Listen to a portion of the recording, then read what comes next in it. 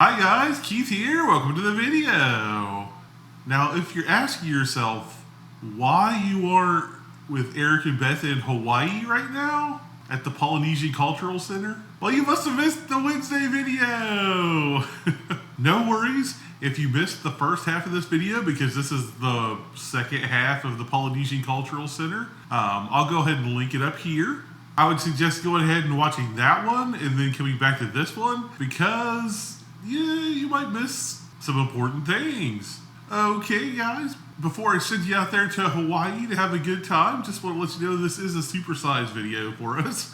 It's about 50 minutes long, and the reason is there was 2.5 hours of footage for this video, and the last video there was about an hour and a half of footage. So all that footage got compressed down to like an hour and 20 minutes or something like that, but there was just a lot, and I wanted to make sure we gave you like a good overview of everything, so that's why there's so much here. But trust me, there was a whole lot that I had to leave out, but this, I feel like it gives you a good representation of the Polynesian Cultural Center there. Also, stick around to the end, because Eric and Beth give you their full thoughts on the experience in this one, so make sure you stick around to the end so you can get what they liked and what they didn't like, and if they had any issues or anything like that. It'll just help you out on your trip. Okay, but one more thing before we go. Check out the sweet shirt. Links are down below. This might be my favorite design we've done. We've never really done a Christmas shirt, but this is our first one, and I kind of really like it. It's like a wreath with all the cool little animals, and Merry Christmas. Check it out below. This is probably one of my favorite designs we've ever done. All right, enough of that blah, blah, blah. Let's get into the video. After the intro, you're going to see Eric and Beth in the Polynesian Cultural Center. So let's go. Roll that intro.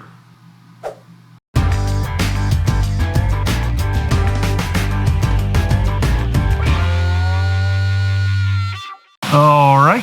I hope you guys enjoyed that parade. Now we have entered the island of Fiji. We want to begin singing a Fijian song for you. Would you like to hear a fast song or a slow song? Fast song. Love song or fight song? Fight song. Okay, there's a lot of mean people here today. We're going to do a fast fight loving song. In Fiji, they want to say, Panga Bambo, Panga Bambo. Go, go, go, go, go, go. Sing along with us.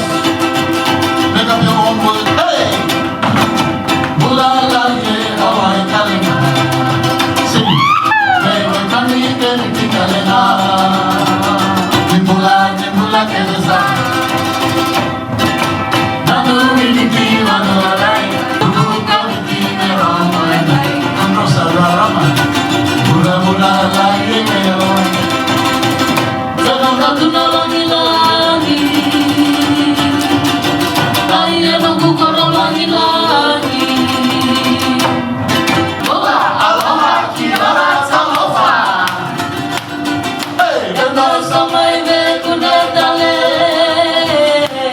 I said sing.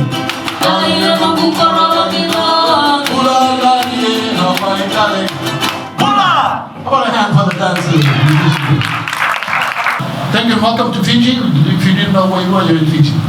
Our greeting in Fiji is Mbula Vinaka. Everybody, Mbula Vinaka. Mbula Vinaka. Now those are two words that have multiple meanings. When you join them together, they mean hello and good health to you. Mbula Vinaka. Mbula also means life. Vinaka is anything good. Yes, Fiji. Surely it is even. Hawaii to Fiji, 6 or 7 hour plane ride. Okay? 6 on Delta, 7 on Korean Air, 10 on United. 3,200 miles southwest of Hawaii. Of all the Polynesian islands, only Hawaii is above the equator. The rest of us below the equator, all in the southern hemisphere. Okay? Opposite seasons. Fiji, multiracial country today, population almost 1 million, over 300 islands in the group, largest group of islands in Polynesia. Our population 890,000, 60% native Fijian, the remainder mixture of people from other parts of the world now live in Fiji. We were a former British colony. We became independent in 1970. Legacy of colonialism, we still use English as the official language. Native Fijian language, 36 dialects in the group. For example, a word from no. No in Fijian. Depending where you are in Fiji. That's just for no. That's the meaning to the phrase, what part of no don't you understand? In Fiji, we still have chiefs, we still live in villages. Yeah? And all the buildings in this village here, the only one you won't find in our landscapes anymore back in Fiji is a very tall building out there. We call it Mure Kalo. Try it. It's a symbol of our native religion, in use in Fiji before Christianity. Very, very tall buildings that were built on high platforms that made them even taller. And the philosophy was the higher or taller the temples, the closer they were to their gods. In use in Fiji until the 1860s. As Christianity spread across Fiji, our native temples disappeared from the landscape and were replaced by Christian churches. This is the only one outside of Fiji. Turn to the person you came with. Look that person in the eyes. Give him a big smile.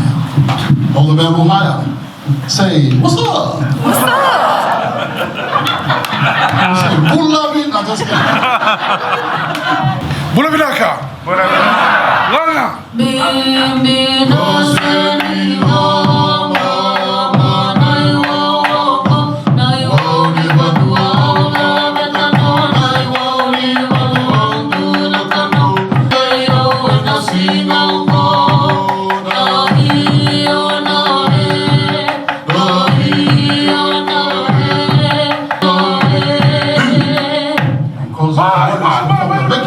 Let's clap dance.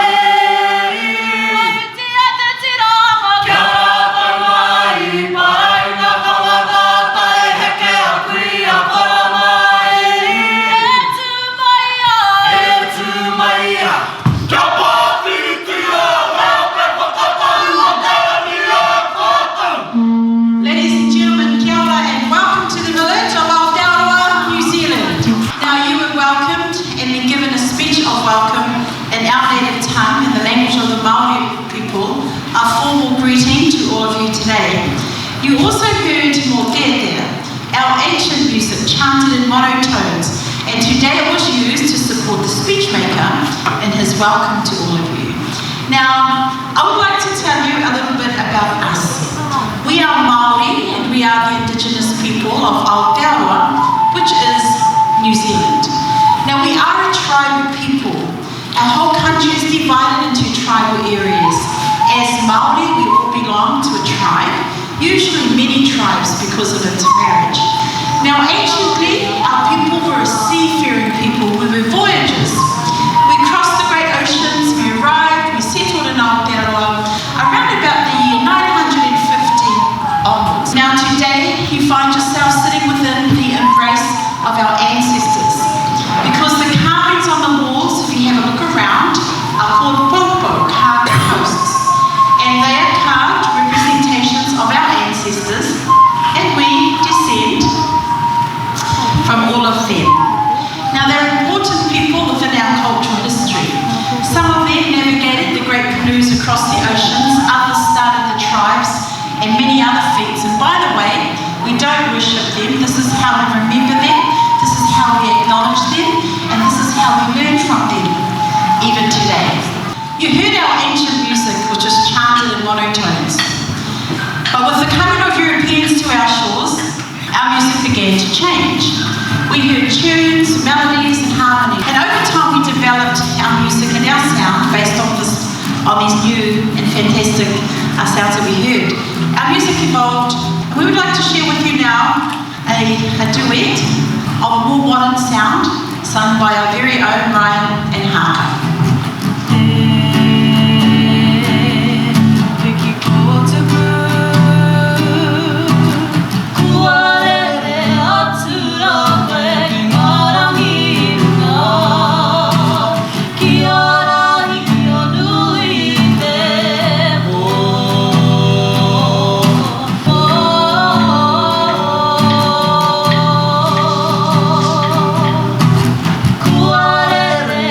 To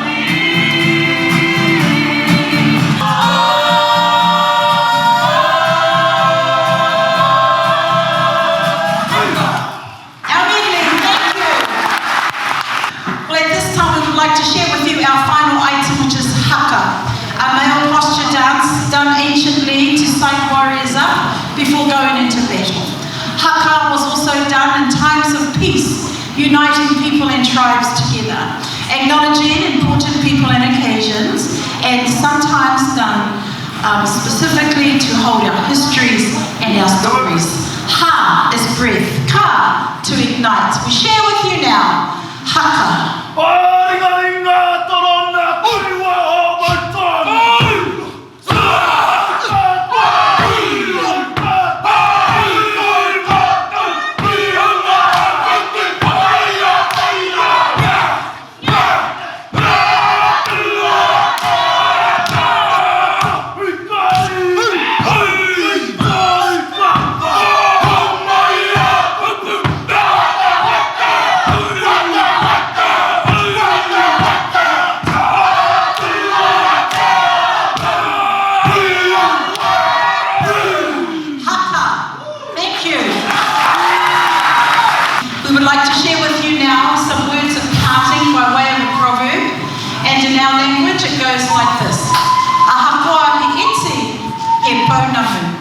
This is Pounamu, greenstone, jade, the most precious and valuable stone in our culture and our country. It represents peace, it represents quality. The proverb simply says, although it is small, it is of great value. And we hope that's how you see your time with us today. Although our time together has been small, it's been short. We hope you have found some value in sharing a part of your day with us, the Māori from Aotearoa, New Zealand. With that, we bid you a fond farewell. We say, hoki mai anō. Come back and visit us again. Ladies and gentlemen, kia ora, thank you. So this sign invented by Hamana Kalili, one of the fishermen in Laie town, this town. But later on, a governor from Hawaii, he's named Frank. Every time he goes to a campaign or a meeting, he waved the shaka sign and greeted his people. That's how it came to be famous. So this is our first bridge. We call Lucky Bridge. Go ahead, if you want to touch the Lucky Bridge, go ahead. Yep. On your right, it's our war canoe.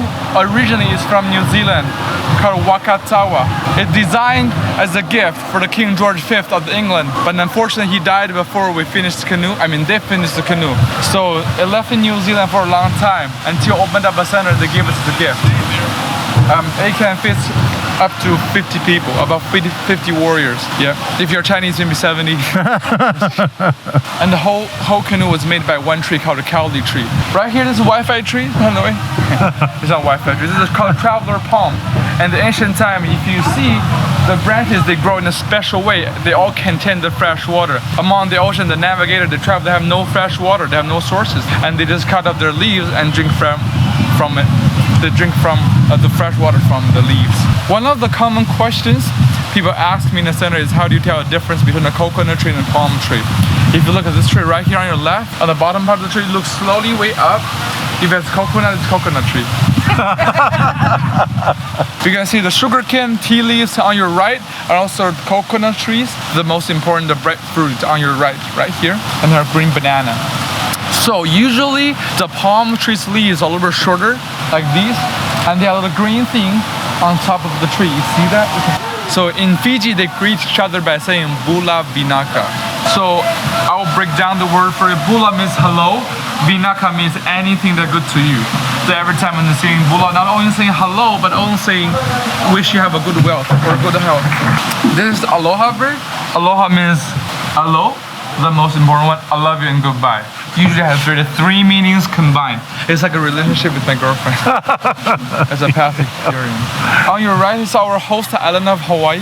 You probably heard hula, what they're famous for. So during the ancient time, they have no written language before the missionary came in this island. So they passed down their generation by singing, dancing, and also chanting.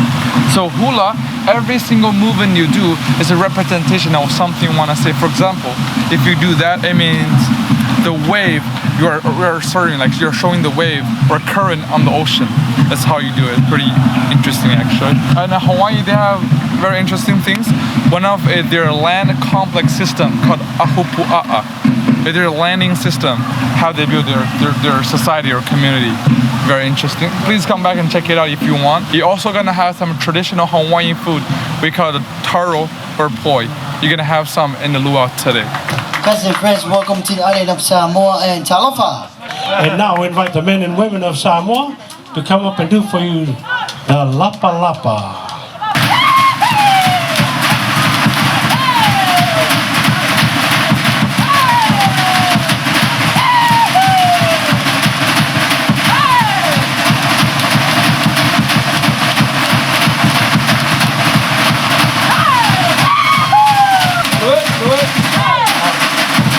Alright, give it up for the men and women out by Moscow Village. And we bring these two young men to do for you the slap dance, the mosquito dance of Samoa.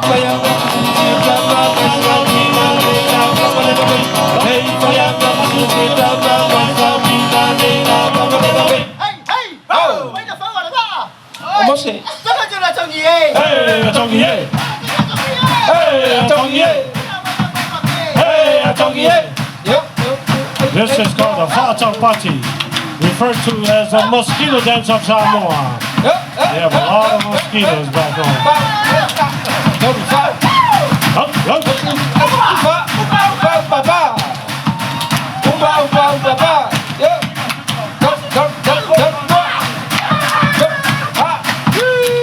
All right, a big hand for the twin brothers of Samoa. This is Samoa. Everybody says Samoa. Do you want Samoa? You know, you go out there and you're not happy, come back here for some more. There's a lot more here in Samoa. Our culture is alive in Samoa. Our language, our chief system, and all the things that we share with you today is today. So if you were to take the fast plane to Samoa right now, you see exactly what we're sharing with you today. So welcome to Samoa today. Although it's already tomorrow there, that's still today. So welcome to tomorrow today. It was nice seeing you yesterday. I'm just trying to say, if you're not happy today, there's tomorrow. Today we're going to take you back to the plants. Let's look at the plants. Our culture is a plant-based culture. No plant, no culture. No house, canoes, clothing, food, medicines, you and I, and everything else. Think about that. So we'll share with you a few plants and their uses, but really put the emphasis on one particular plant or tree. In Samoa, this tree is referred to as the Laie, or the tree of life. Did you hear that? That's the sound of the tree falling. So either you heard it or not, the tree fell, made the sound. Young and strong and tall like a tree. That's him. Give me the tree. Go wash your face. So here it is. If you didn't notice, coconut is a seed. It germinates, becomes another tree. Falling off the tree, doesn't move anymore in the moist, becomes a tree. Now, you can fall off the tree, wash into the river, to the ocean, and land somewhere else, and becomes another tree. Tree of life. It gives so much and much more and never stop giving. Now something you need to know about the coconut. Coconut tree has no season. When it starts to bear fruit, it doesn't stop. Every single leaf gives at least 10 coconuts. You can see right up there. Every leaf is a bunch. That started way down below. Look at this tree here. This is the fresh fruit. This is just the flowers now. Soon become coconuts. And from then on, every leaf gives at least 10. Until the tree dies, or you cut it down and use it for other things. Like an entire house can be built with just the coconut trees. So let's break down the tree for you. The roots comes medicines. The tree trunk, a solid piece of wood. It's long and straight. It has a beautiful grain. You can carve, you can build anything with it. You can also cut a small piece and use it as a weight to work out with. People ask us constantly, you guys work out? I say, we work way out. You have no idea how out we work and how late we stay out when now that school is out. Look at the abs. There's a bunch of abs over here. There's a couple abs over there. There's one big ab right here. Never mind the headband. Look at the house. The roof is coconut leaf. The blinds are coconut leaf. The mat you sleep on is coconut leaf. The tray you eat from is coconut leaf. The hat you wear is coconut leaf. The fan you fan with is coconut leaf. And the list goes on and on. Even the tree has coconut leaves. All right, Beth, we're at the Luau. Yay! What'd you get? Anything good? I got a salad, some star fruit, one of these that I don't know what it is. Yeah, well, we don't know exactly what that is, but we're gonna try.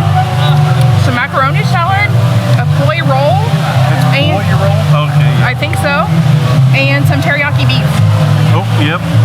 I got pretty much the same thing. I got some chicken too. It's a beautiful setting here. Or Laie can trace their genealogy back to deity. and are revered and sacred rulers. Our Meaoli, or chanter, proclaims these genealogies, reminding everyone of the ancient lineage of the royal families. Dressed in the royal fashions of the late 1800s, our Kanakakahili, or bearers of the tall feathered sandals, Hawaiian symbols of the royalty, lead the procession. We present to you Hawaii's last ruling monarch and only sovereign queen, Her Majesty of the Royal House Kalakaua, Lilia Lili'u Roropu Vevehi Kamakaeha, Queen Lili'u Kalani.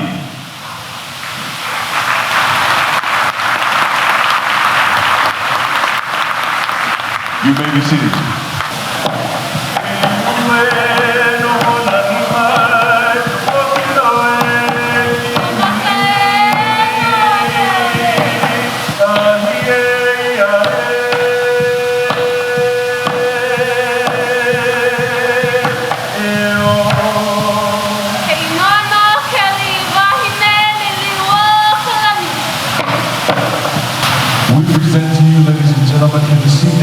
A celebration of our Laie, a celebration of Queen Lili'u Kalani herself. Now, Her Majesty was born on September 2nd, 1838, to High Chief Caesar Kama'akea and Chiefess Alea Keoho Karone. But as was common tradition during that time period, our future queen was hanai, or adopted into another royal family. She became the daughter of High Chief Abner Paki and Chiefess Loa Konia. This political move would ensure success in the future years to come when she takes upon herself the mantle of Queen of the Kingdom of Hawaii.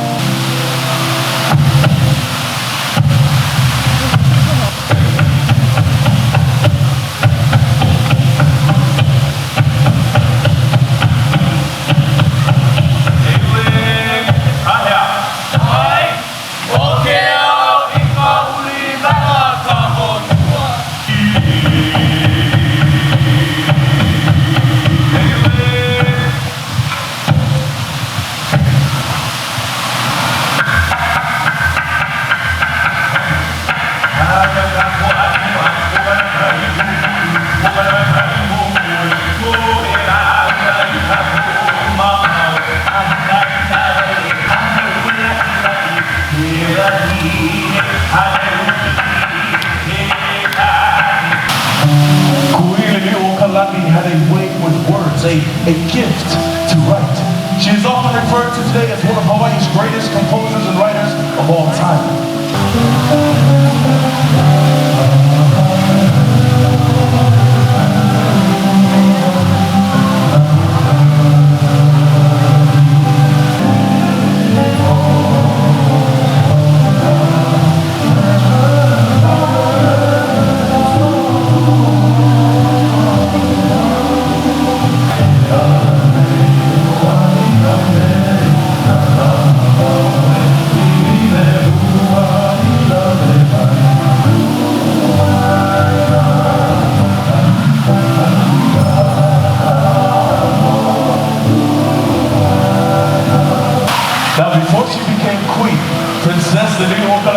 Learned a great deal from her older brother, King David Kalakaua.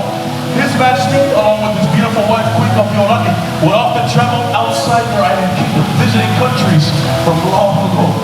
But it was said that some of their most favorite travels didn't happen outside their island kingdom, but it happened right here within it. Upon one such visit to this very town of Laie, their Majesties found hope, evident in the number of children that were found here. It was said that they found more children here in Laie than any other town, village, or city of similar size. To honor this memory, ladies and gentlemen, we would like to invite all of the children here within our Hale Aloha to please join us here on stage.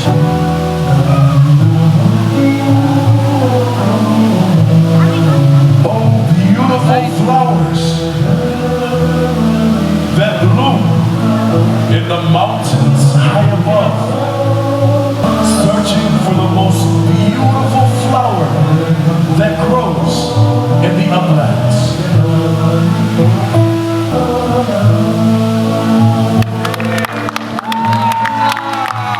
All right, first, She wrote this very next song, Queen's Jubilee, as a gift to honor Queen Victoria of England.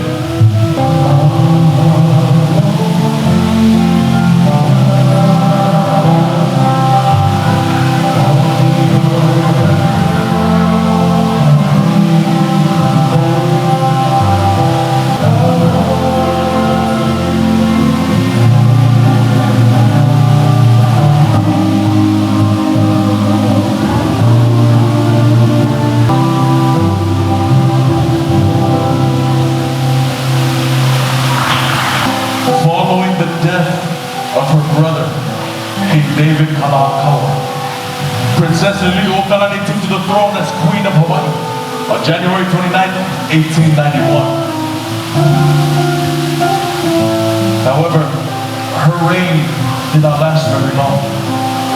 Due to the greed of foreign businessmen, the Kingdom of Hawaii was overthrown, and our Queen was forced to abdicate the throne.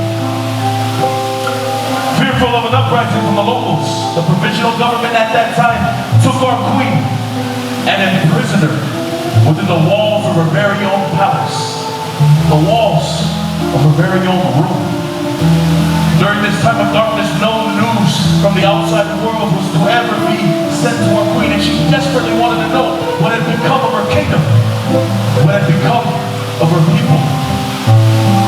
Oral tradition teaches us of a young Hawaiian mother, a good friend to our Queen, who had sent her son to two of our Queen's royal estates, the first in Uluhemalama, Honolulu, and the second in Paukalani, over in Waikiki. From there, this young boy would pick flowers from our Queen's royal estates. Upon his return to his mother, she would then take these flowers and wrap them up within the daily newspaper and had her son deliver it directly to the Queen. The soldiers who stood guard over her door didn't know any better. They saw a young boy bring flowers to what seemed to be a poor old woman, and they let this young boy in every single time, thus allowing our Queen to know and keep up with what was going on outside her walls. Though she spent the remainder of her days, or most of it at least, in captivity, she wrote this very next song as a gift for this young boy.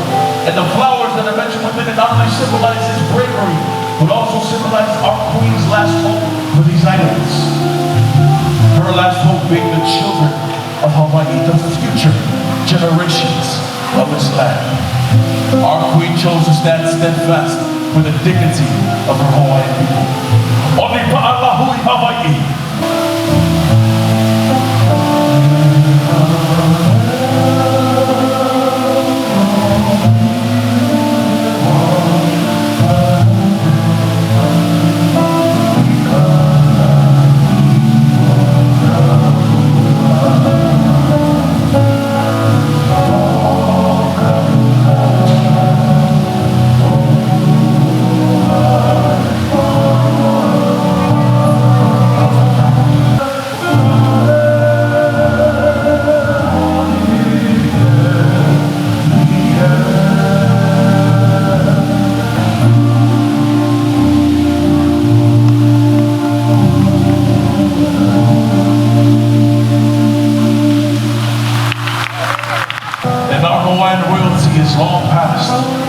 Their legacies, their stories live on. Our Laie have left behind living legacies to literally help benefit our children and our families here today. Queen Liliuokalani herself, before she left this world, named the orphaned and destitute children of these lands as the beneficiaries to all of her royal estates. The Queen Liliuokalani Trust built health cares and clinics all across our islands of Hawaii to help all families in need. And our elders, our parents, our kupuna, those who have come before us, constantly teach and share the light and love that our royalty have left behind for us, showing us the roads that they paved for us to be where we are here today. And as stewards of this land, we shall always remain steadfast in our love for our Laie. Onipa! Onipa! Onipa! Onipa! Onipa! Onipa! We celebrate our Laie from now until forevermore.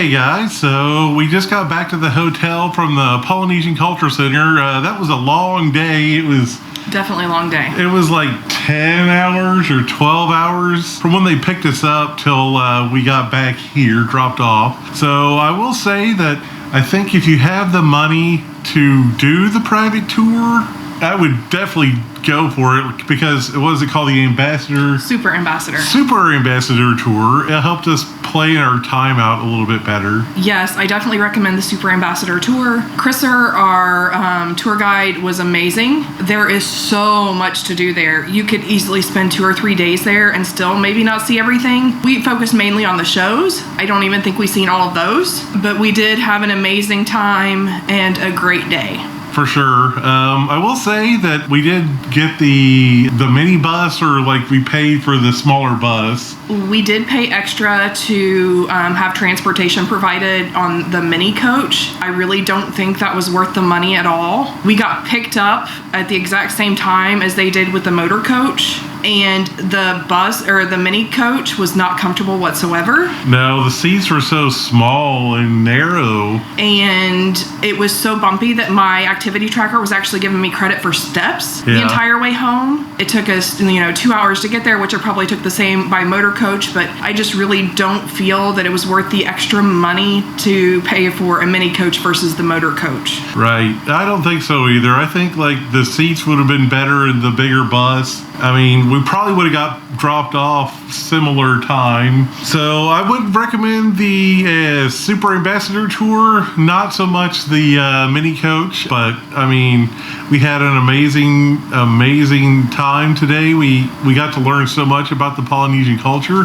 I'm wearing a thing I got from one of the presentations, and we got our Laie for the Kukui nut Laie. Kukui nut Laie for when we got there for the Super Ambassador Tour, and then the fresh flower Laie for the Luau. The Luau, thank you. And so, what are your thoughts on the Luau? Well, first, let me say that everybody that gets a ticket to the Polynesian Cultural Center gets a Kukui nut Laie. It's just a little bit different. General ticket admission just gets a solid black Kukui nut Laie. If you get the Ambassador Tour, you get the black Kukui nut Laie, but they have like painted flowers on them. And then if you get the Super Ambassador, they are the ivory colored ones. So everybody gets one, it's just they're all a little different. The Luau. I really enjoyed the food.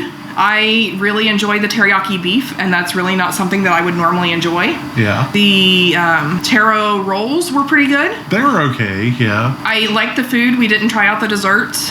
The show was okay. It's just not a storyline that I really enjoyed. Yeah, I don't know. It was a different storyline than I guess what, I was thinking of, but it was still okay. I just wasn't my favorite one that I've never really seen in anyone, but I mean, it wasn't really, I don't know, the story just didn't draw me in. And so, like Beth, I had mostly everything she had. I did try the spicy poke, and I have to say that was quite delicious. I would definitely do poke again, and probably will on this trip. I don't know when, but eventually.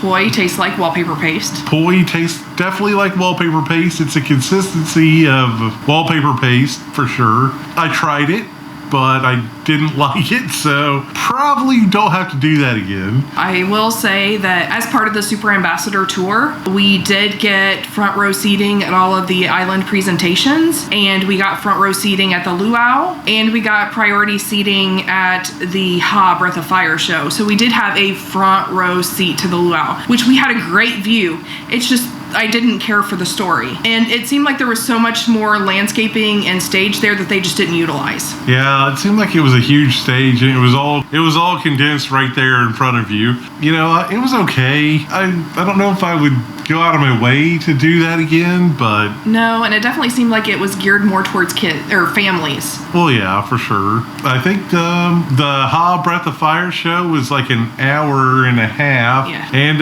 it was okay. I really enjoyed the show.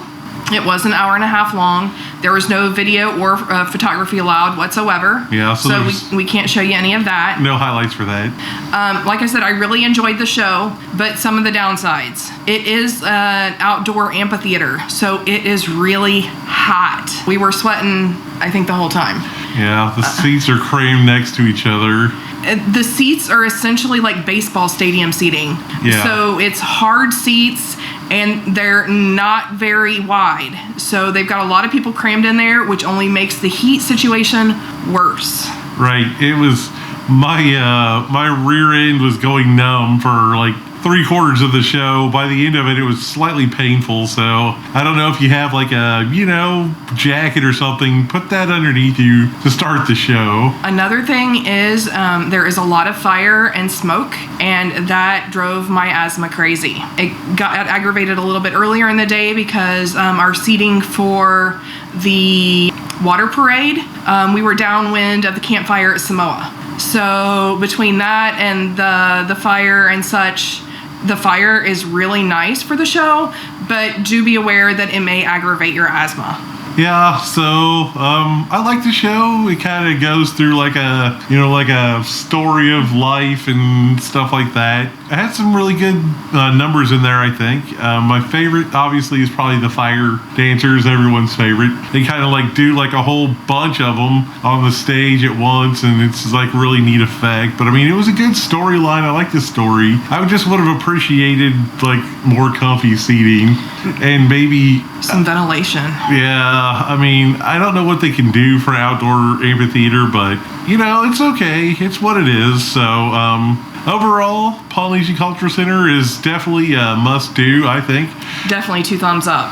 So, I mean, if you're here in Hawaii, you're going to, you definitely need to do that. Even if you don't do the super ambassador tour like we did, that was kind of spendy. You can do just the basic, I think they even do self-guided tours, right? Like you can... Yeah, that's the basic ticket is just general admission. But do be advised that, we're staying in the Waikiki area, and it is over an hour drive to where the Polynesian Cultural Center is. It's like near the north side of the island. Yeah. So it does take a while to get there. Our motor coach that we paid the Polynesian Cultural Center to bring us there, it took us 2 hours to get there because they picked other people up after we got picked up. It's an entire day. I mean, we got picked up at 10 o'clock this morning, and we got dropped off at 10 o'clock tonight.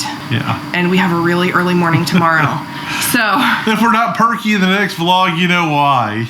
So anyway, I think we're gonna go ahead and wrap it up here. Maybe if you rent a car or something, that might help, with the motor coach thing, or just take the bus. I mean, I think the bus is still a charge. Yes, you still have to pay for the bus too. But you wouldn't have to drive yourself, and it would probably be more comfy. So we didn't really eat anything besides the luau. We did have, I guess when we got there, we had some chicken nuggets or whatever, and they were really good. It was like real chicken nuggets. So we didn't really do too much shopping or anything. I felt like our day was pretty packed with shows and stuff. So I do want to say that all of the people that are working at the Polynesian Cultural Center, I believe, are students at Brigham Young University, Hawaii University, and all of the money that the Polynesian Cultural Center makes goes towards their tuition and college fees. Right, so it's helping out the youth, get a higher education, and they, like,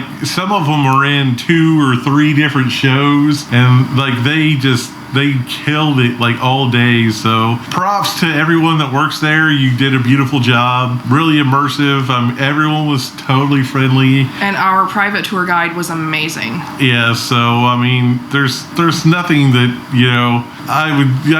can't speak highly enough of him. And if we ever do this again, maybe with the kids one day, I'd probably do another private tour, just because they definitely help you manage your time, because each island has like maybe 3 or 4 shows they do a day, and they're only at certain times. It's not like they're continuously showing every 15 minutes. Yeah. So in order to catch the shows, you really need somebody that helps guide you to the next building, and it would really be easy to get caught up in just spending an hour at each island, and then your day's gone and you've missed so much. Right, yeah, you can totally miss the whole thing just by browsing through one section, and then if you wait wait for the parade, which I believe was like 30 minutes long, or the water parade. I mean, that's another big chunk of your day right there. So, I mean, it definitely helps out. And the guides are very knowledgeable. I think everyone that I was in the Super Ambassador Tour, was around us. I mean, by the end of it, we kind of got to know people, but they had Japanese speaking, Spanish speaking, like tour guides. So don't be afraid if you're, you don't speak English. They have tour guides that cover that for you. So, well, I think we're going to go ahead and wrap it up here. We had a great day. We're super tired, and we got to get up early in the morning. So, I guess we'll see you guys next week, and hope you enjoyed this one. If you did, please drop a like on it. Really helps out. If you want to, leave a comment down below. Let us know what you thought of the Polynesian Cultural Center. And don't forget, they need to subscribe to our channel. Oh, yes. So please subscribe. That definitely helps the channel out. Do all the YouTube things. So, anyway, we truly enjoyed showing you guys the Polynesian Cultural Center, and we'll see you in the next week. Peace and love.